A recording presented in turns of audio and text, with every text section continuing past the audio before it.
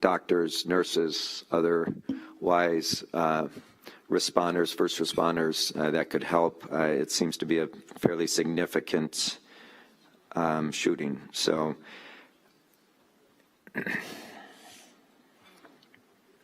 we're going to continue with our meeting, obviously, but I just wanted you to know this is the mayor who you just heard from alerted us to this as he was leaving. Our thoughts, of course, are with everyone in the community right now as they're dealing with this here in my home city of Minneapolis. So, okay. Before we move on, I would like to take a moment to thank our Credentials Committee co-chairs Ryan Ramirez and Hilda Solis for their hard work on the August 14th Credentials Committee meeting and all the work that they've done together. So, Hilda, I'm thrilled that you'll be joining us, of course, on this executive committee, and I'd also like to welcome a familiar face to many of us as the new co-chair of the Credentials Committee, Congresswoman Nikema Williams from Georgia. Welcome, Nikema. So let's actually, we have enough time here, so what I would like to do at this point, if possible, is to have our Credentials Committee, is Ryan in the room, or Nikema, to give their report. Go ahead. No, that's fine. If you just want to report out real briefly, then we're going to go to officer reports.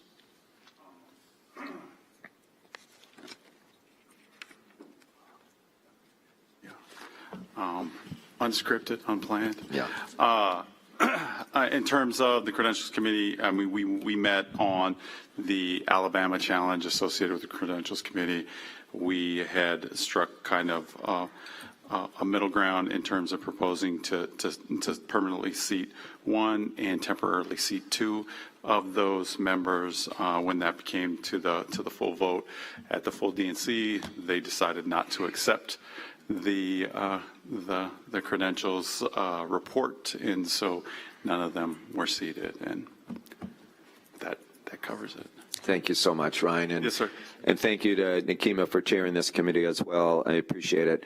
With that, I would like to actually call on our officers to give a very quick report. All of our officers, with no exception, are working incredibly hard. They're traveling the country. They are raising money. They are headlining events, from small county events to big state party dinners to rural events to everything in between. They are just an amazing, amazing team of officers that are doing incredible work on behalf of our party. I couldn't have asked for you guys to elect a better, more qualified, more energetic group of officers to serve alongside with. And so I'm going to call on each of them individually, and we're going to start with Stuart Applebaum over there, who is one of our associate chairs. Stuart. Thank you, Mr. Chairman. Good morning, everybody. And it's so good to see everyone here. I have to tell you that our time in Minnesota this week began with a press conference and rally at the state fair in support of government employees who are under attack by the Trump administration.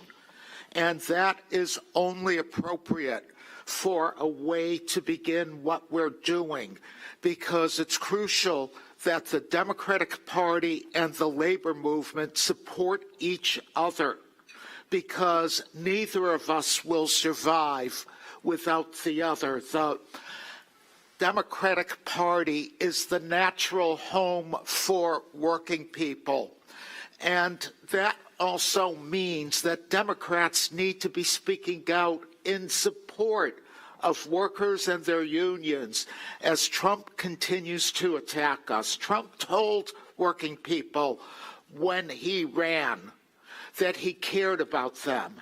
It was a lie. But unfortunately, too many workers believed him. And now we're seeing the results. And the main result is that Donald Trump is the biggest union buster in the history of this nation.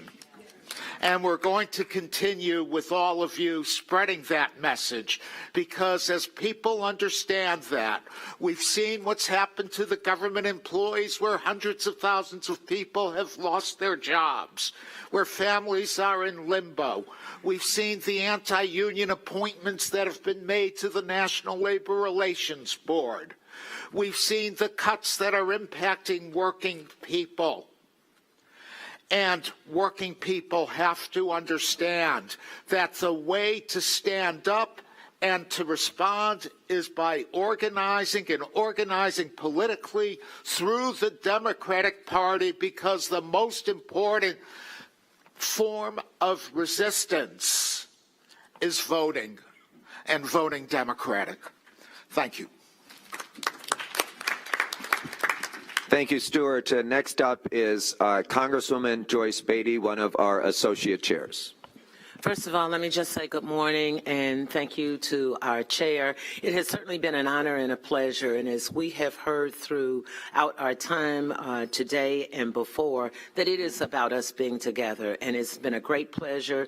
Let me echo what Stuart said, and it was important to know that every one of our DNC elected and appointed members stood with you there, and I think that was very important.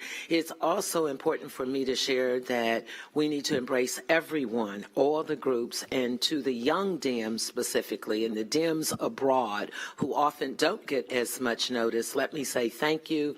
I was honored to be able to have done a fireside chat with Democrats abroad and to been able to travel, as many of us have done, to a number of states, making sure that we get the message out so people can't say, what is the DNC doing? What is our message? And the only ask that I could say to each of us, let us dispel that. We know the energy in what we heard in probably one of the most amazing opening sessions from all of us, from the caucuses, from the elections, from the reports. And we need to let America know that Democrats are fighting for the everyday working people, that Democrats are going to turn this country around, because it is us that protects our democracy and stands for justice and equity and equal rights. It is an honor to serve. Thank you. Thank you, Congresswoman Beatty. Next up is Vice Chair Artie Blanco.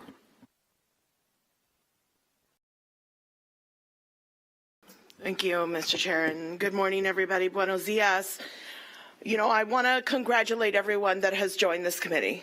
I want to also congratulate the chair who has had the foresight to bring in new voices of all different communities, young and seasoned, and those that are also really experienced in the work that they do in every day. Everyone has different passions in what we fight for. Right now, I am a first-generation Mexican American, and my community is under attack.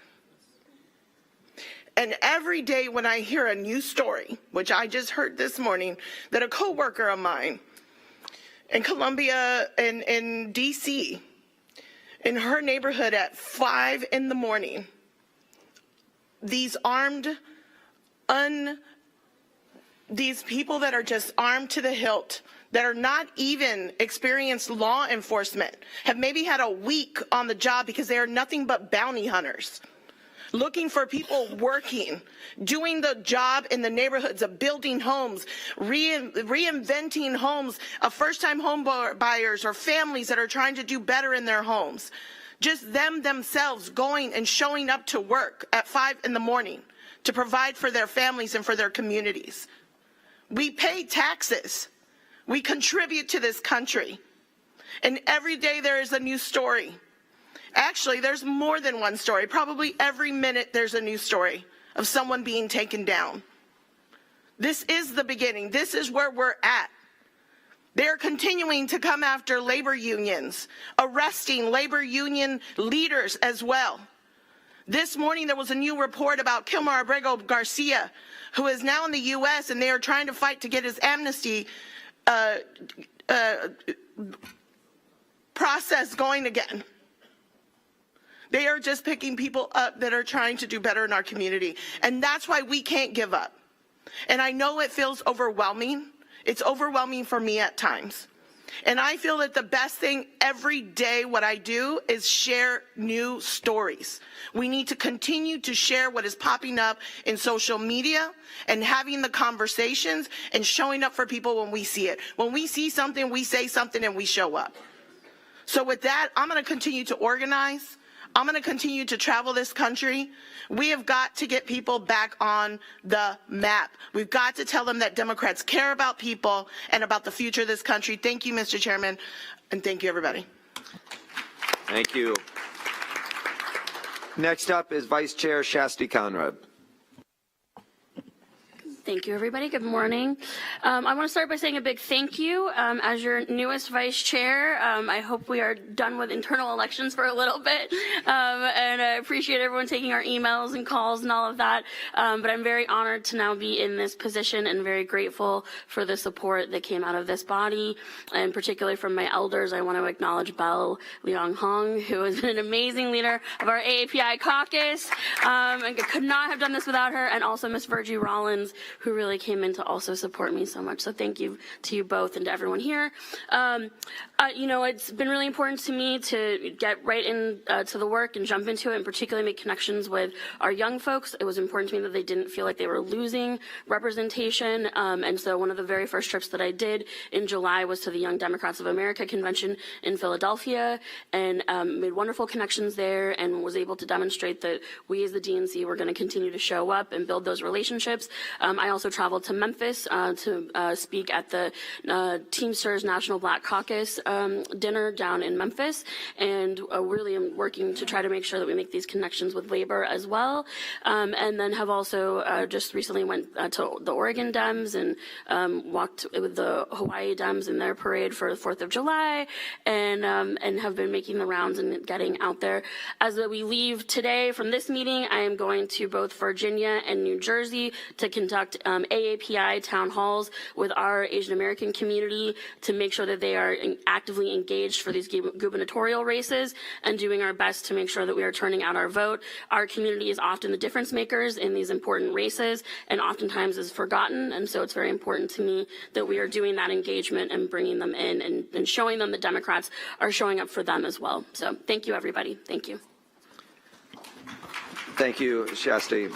Next up, literally is the Energizer Bunny, because he's getting ready to go on a walk across Pennsylvania to walk for transit. You know, truly putting words into action is Vice Chair Malcolm Kenyatta, who's probably traveled more than any other officer around this country, lifting up our party and our values.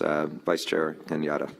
Thank you so much, Mr. Chairman, and thank all of you. And you know, it really has been an incredible time in this incredible city, in this incredible state.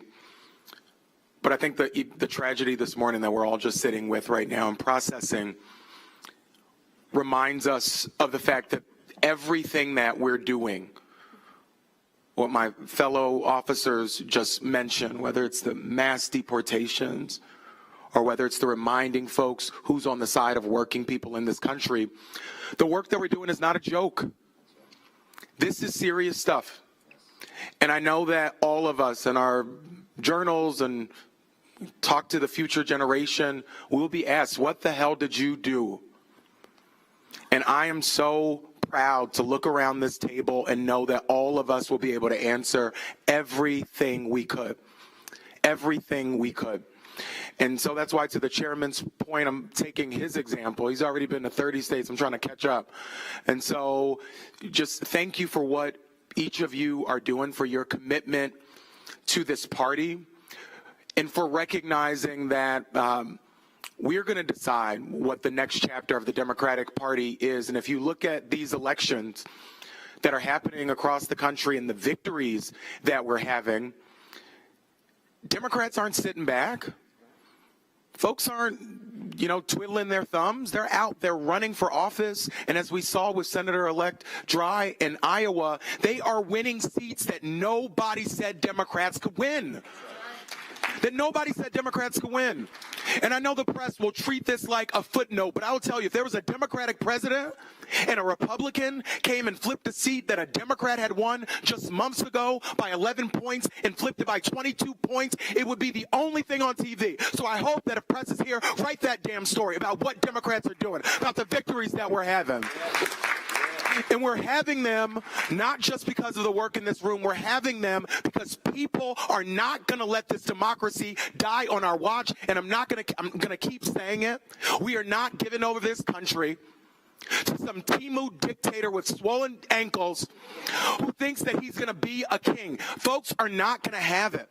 They're not going to allow it. And I'm damn proud to be a part of the party that is standing in the way of somebody who wants to rip apart what this country is about. And I'm so damn proud to do it with this team and with the leadership of our chair. And I just want to say our chair gets a lot of shit, but he's an incredible leader, and I'm proud to serve with him. Thank you. Thank you, Malcolm. Next up is the ASDC President and Vice Chair, Jane Kleeb. Thank you, Chair Martin. The ASDC has been very busy over the past couple of months. We have been to 56 out of the 57 state parties doing our SWOT analysis in conjunction with Chair Martin's Office of Innovation. We've conducted over 1,500 interviews with local folks in the states, figuring out what folks on the ground think their strengths, weaknesses, opportunities, and threats are of their state party. They will then be given a report written by the ASDC and DNC, and then they'll be given a strategic planning grant to write a 4-year, not 1 year, not 6 months, but a 4-year strategic plan. Those will all be given, of course, to the DNC as they conduct their 10-year strategic planning process. We have an exciting announcement to do later today at the ASDC meeting, so I won't do it here, but it's in conjunction with Act Blue and a good investment into our state party infrastructure. And then we're just, continuing to innovate at state parties. We're doing projects like listening posts and making sure that our state parties are doing programming like partisan voter registration, voter guides, precinct and block captains. So we are doing the work to elect Democrats at the state and local level, and we have these victories that we can brag about because of strong state parties. Thank you.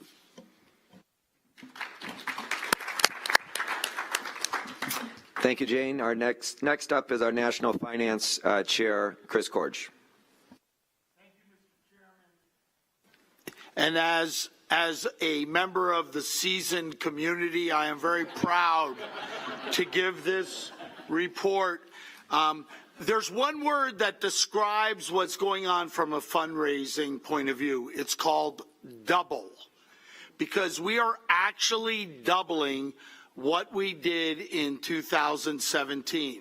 And yes, major donors are not where we would probably all love to be, which is back where we were during, the last presidential election. But they also are doing better than 2017. And there's really, being just candid about it, there's one reason why we are doing that well. And I promise you, when we win Virginia, New Jersey governor's races, you are going to see a total turnaround in attitude. Yes, major donors are tired. They gave more, like double the amount they've ever given, but they will be back with a vengeance, and it's because of our chair. It wasn't a joke when the mayor says the hardest working guy. I have never, and I've been around since 91, okay? I have never seen a chair work as hard as he does. 7 days a week. He's laying the foundation by personally meeting. They all know me already. But he is going and spending the time city to city, meeting and talking to them, and that will pay off in multiples you have no idea. So, Mr. Chairman, thank you for your hard work. And I want to thank all of you. And I just have one ask, and I always do this. I'm going on my 7th year here. I have one ask. every person in this room and every member of the DNC, I don't care how much it is. I mean, I do care, but as much as possible, but everyone needs to contribute. It makes a difference when I can tell the donors, major donors, that every member of the DNC, all 428, if it's still the number, are contributing. So I ask you all, not only here, but go back to your states, and when we get into the big room, ask everyone to contribute. It really makes a difference, and it's a statement about what we are doing. Thank you all. Thank you, Chris. Next up is our treasurer, Virginia McGregor from the great state of Pennsylvania. Yes, it is a great state. So like Chris Corge, I love talking about money as your DNC treasurer. But more than talking about money, I love to talk about winning. And every week I meet with our new CFO, Mark McLaughlin, who has been a great addition to the team, the senior team at the DNC. And he, along with his staff, which is now fully occupied with 9 employees on the CFO staff, we are ready to make sure that we are the good stewards of the money that comes into the DNC so that we are able to get it out there and spent in the field as our chair and his team decide. So I'm really excited about the future. Our finances are strong, and I look forward to keeping that going. Thank you. Thank you, Virginia. Next up, of course, is our Secretary, Jason Ray. Yeah. I don't have much to add this morning. I'm a little exhausted from joining my team. We were setting up the general session until about 12:30 last night, and they were up at it first thing this morning again. But since we met in Little Rock as an executive committee, I think the office has I think we've conducted 19 virtual election meetings, and then with this meeting getting ready for 21 different election meetings. So hopefully, as Shasti said, we're done with elections for a little bit as a body, but really been working to just continue to build and support our DNC members. We have so many great new members who have joined us, as well as getting to travel the country and get to support Democrats and help win up and down the ballot. But that's all I've got this morning, Mr. Chair. Thank you, Mr. Secretary. Last but not least, as you can see, we're going in alphabetical order. So is our Vice Chair for Civic Engagement and Voter Protection, Raina Walters-Morgan. Good morning.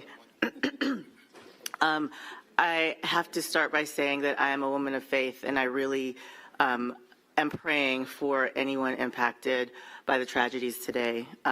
Words matter, actions matter, and I think it's a reminder that in tough times we all have to stand together. I, like many of the officers, have been traveling this country, and I'm so proud to be here and be your Civic Engagement and Voter Participation Vice Chair.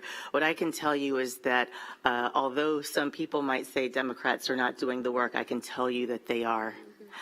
There are people who are organizing, who are training, who are doing the work in their communities and making a difference, having those conversations with their neighbors who are lied to by this administration, and stepping up to support those in need in their communities.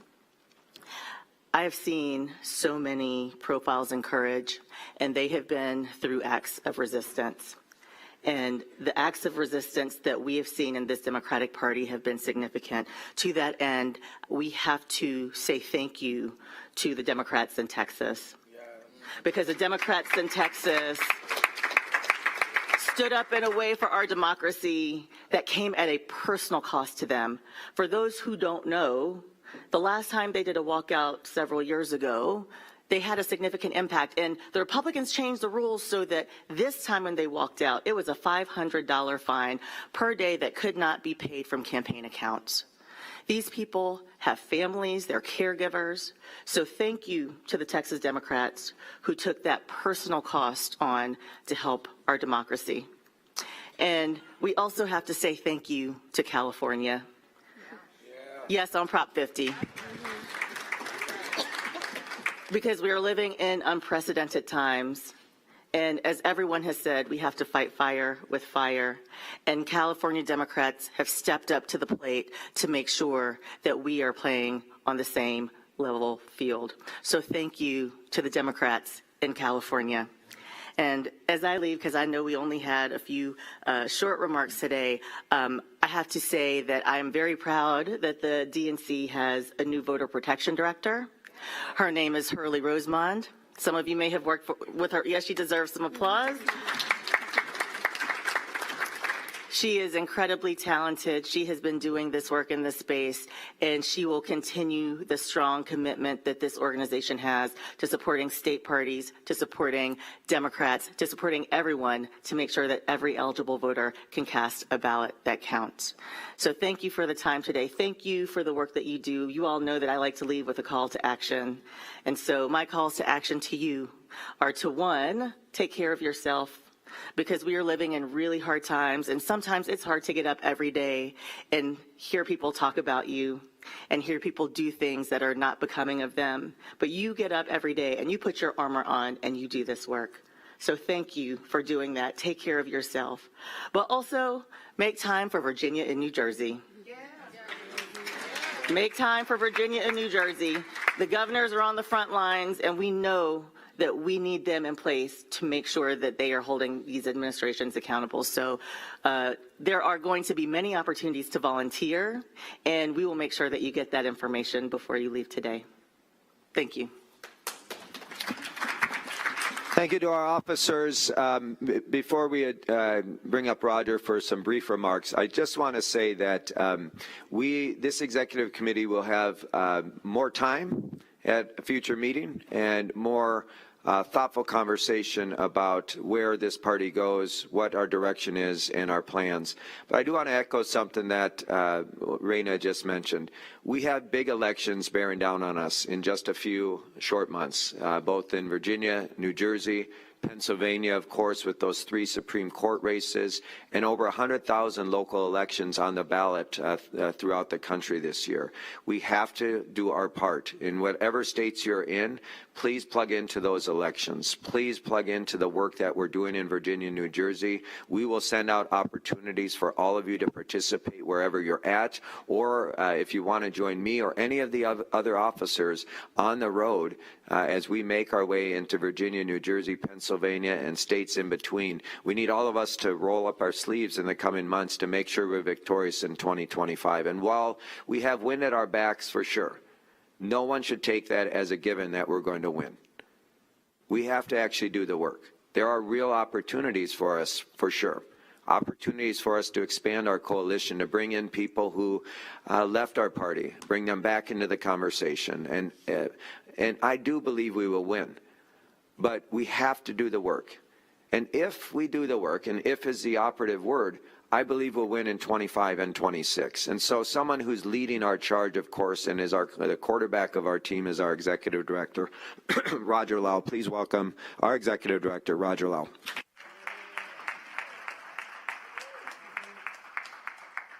Thank you, Chairman. Can you guys hear me okay? Great. We actually have a broader presentation. We're out of time, so we'll have to revisit some other time. For the new members, looking forward to getting introduced myself and getting to know you guys. For the long-serving members, thank you for your service. Thank you for friendship, partnership. Let me just start by saying, Ken and I have known each other on and off since 2004. Ken got a little bit started before I did, but he and I both worked together in the Kerry campaign. Since then, we stayed in touch. I wound up working for John Kerry for 14 years. Ken obviously wound up doing all sorts of amazing things, winning elections over and over again in Minnesota. I later served as, I worked for Senator Warren for 10 years as a re-election campaign manager in 2018, and also the presidential campaign. I was lucky enough to serve as her campaign manager. And through those years, Ken and I just got to know each other. We got to know each other's values. We got to know each other's backgrounds. And what we shared, we didn't have the exact same story, but both of us understood what it meant to be a kid growing up struggling, right? We can get into those stories later on when we have more time. But the other thing that we shared was the fact that we wanted to fight for kids like us and families like ours. And it wasn't just the what and the why, but also the how, right? This idea that the best way that he and I know how to fight for families like ours and kids like us is to organize, win elections, and get Democrats elected. I'll be honest, after working for Senator Warren, I worked at the DNC with folks like Raina for 4 years under the Jamie Harrison. And obviously we did a lot of work with many of you all. And by the end of it, I was exhausted. Just like a lot of Democrats, I came out of this feeling like I don't know if I have all the answers in this moment. This is really hard. Ken, obviously ran, along with all these officers here, a courageous campaign after the demoralized election, and they injected positivity and optimism and energy into, I think our party. At the end of it, I was ready to sort of pack my bags and just take some time and think. Ken approached me and asked me to serve as executive director, and I was blown away. I mean, obviously, I knew that he and I had a partnership. We had shared values, but man, I was tired. I was just really exhausted. But as I heard him talk over and over again through the campaign with their staff about this idea of building the win, right? Building the last, not just for 2025 and important elections like New Jersey and Virginia, but 2026 in the midterms, but talking about a 10-year plan, right? Something that's well beyond his term as chairman, to help win elections after redistricting, after lines change. These are things that we're seeing happening now in Texas and California and all around the country. Ken was talking about. That got me really excited. That's when I started thinking, maybe I can do this. I don't know if I have all the ideas. Ken will be the first of all to say he doesn't have a lot of other ideas, but he's bold, he's ambitious, he's got a vision, he's got a great team of officers around him, and you all collectively in our DNC membership, we all have ideas, and Ken's willing to listen to him to make that happen. So I was going to run through all the great things that we've been doing, things that we're going to do. You all have heard about the town halls and the incredible record-breaking fundraising and the fights and all the work we've been doing on redistricting, different ways that we're trying to communicate in this fragmented media environment, our tech investments, data investments, all these things, and most importantly, winning, right? Ken talked about winning or overperforming in 40 key races all around the country, pretty much all the key races. That's a huge deal. We have been winning. I'll be honest, looking back at this the last 6 months and change, it has been tough. It has been walking uphill in the rain and the wind while people are spitting on you along the way, right? And it's hard work. And people talk about Ken's fortitude, his work ethic. It's not just that he works hard. It's not just that he literally, and this is not metaphor, it's not just that he's literally the first person walking in the office every day and the last person walking out. It's because he, like many of you, has persevered through doing this work under just extraordinarily difficult circumstances and under duress and attack. Not just from Fox News, we can deal with that, but the infighting has been tough, right? Unfortunately, that's what's been covered, but again, everyone talked about all the exciting and cool things that we've been doing the last 6 months. Let me just tell you one last thing before we go. There are things that the DNC does that only the DNC can do. And when I say this, these things that the DNC does and only they can do are not easy things. They're not sexy things, but they're not easy, right? Those of you who've been around, the data swap agreement that enables the national voter file, that makes sure every single Democratic campaign, every state party, every candidate has access to the best data we could possibly have. For those who've been around, you know those conversations have been fraught. You know that they've been challenging. You know that it's been polarizing. And many times those conversations have spilled out in the media in the ugliest way, tearing our party apart, right? The SPP agreement, right? Our funding formula, the agreement that we have with state parties to make sure state parties have resources they need in exchange for creation of that national voter file. Any state party chair here remembers how fraught that was. Maybe there's some reporters here who have been covered it over the years, right? And wanted to write about it. We got that done, right? No news, no drama, right? We had a van agreement. We're all talking about how we build tech for the future. It's a big contentious conversation, not just with tools and van and everything else, but we're thinking about how to do this better. And we got that contract done 2 weeks ago. And this one I'm the most proud of personally. The DNC has always believed that our most important asset and resource are our staff and our volunteers. We are proud to be a union organized DNC staff. Ken, when he came in, said, I want to be bold, I want to be ambitious, just like we've done for state parties, just like we've done for investment. I want to invest in our staff. He wanted a 4-year contract. We've never done that before. He wanted to make sure we paid people not more than a fair living wage, more than we've ever done before, making sure that people have health care, benefits, severance pay, things that we've not had in our CBA. And guess what? In 3 months, we got a 4-year historic deal done, right? That contract signed. The staff contract is secure until after the presidential campaign. So I say these things, these are not things that people outside understand, right? But you all who do this work understand it. You all understand how hard this is, but also how important this is. And for those who've been around, all these things have played out in Politico. Data wars, right? The van agreement is gossip, right? CBA, you wind up in Dear White staffers, right? Protests. This can only have been done as well, as competently, as quietly, as calmly, because of Ken Martin's leadership. So when we think about just how hard it's been the last 6 years and how it's not just the press releases that we send, it's the things that you don't see. These are the things that the DNC does that only the DNC can do, and we've done it well.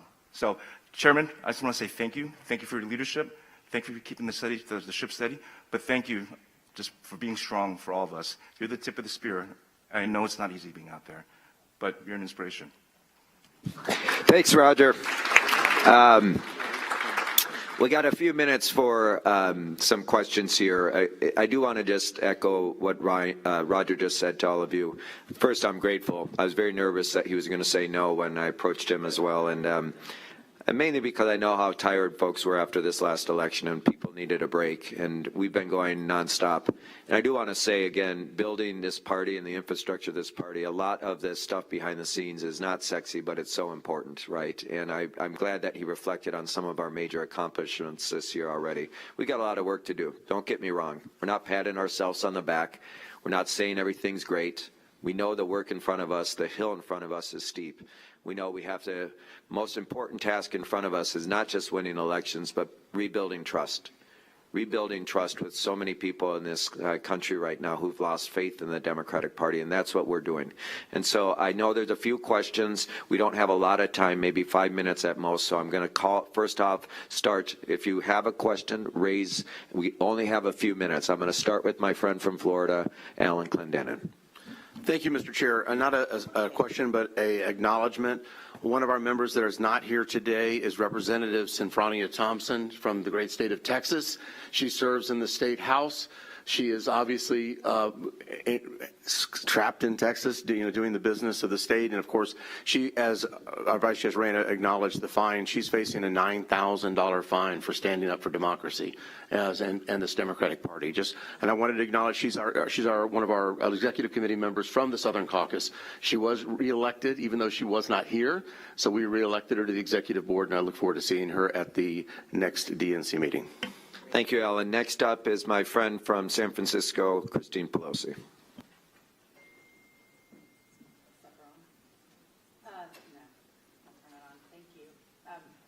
Real quick, field. I'm just going to say something that people aren't necessarily going to like, but that seems to be my role these days. Last year, consultants lit $1 billion on fire and pocketed another $750 million that we can track. I didn't see enough paid field. I didn't see enough black media. I didn't see enough rural radio. I didn't see enough ethnic media. And we are determined. I've told the governor. I've told my beloved mother, Nancy Pelosi. I've told anyone within the sound of my voice that we're not doing that again. And so when people talk about what we're doing, first of all, every call is a persuasion call. Second of all, if you don't have paid field, we will lose in California, not to mention New Jersey, Pennsylvania, Virginia, et cetera. So please, please, please, let's all remember the reason why people are still sitting on some of their money is because they want to see it in the field. They want to see it where they live. And if we are paying media consultants and we are not paying phone bankers and door walkers, we will lose. So let's invest in field and let's win. Thank you, Christine. Chair, we really have to get going. So we do have to go, so we have time for one more. But let me just say, you don't have to convince me. I'm an organizer. So the last person I'm going to call on is a great friend of mine from Wisconsin, the mayor of Glendale, Mayor Brian Kennedy.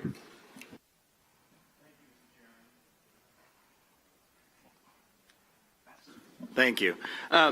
Yeah, I'm tech challenged apparently. Thank you, Mr. Chairman. I just wanted to acknowledge the incredible investment that was made this year in local organizing. I'm the president of Democratic Municipal Officials.